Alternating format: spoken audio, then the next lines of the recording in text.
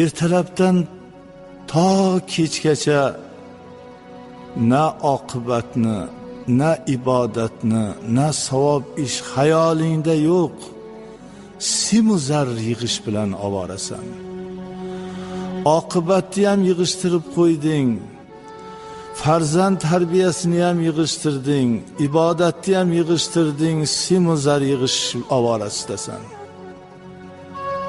O bu dunyodan olib ketadigan sarmoyang shuncha yugurib yelganing bilan bir gaz kapan.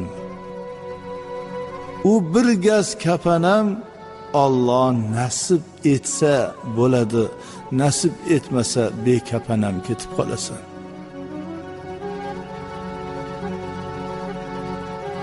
Qarang, janozalarda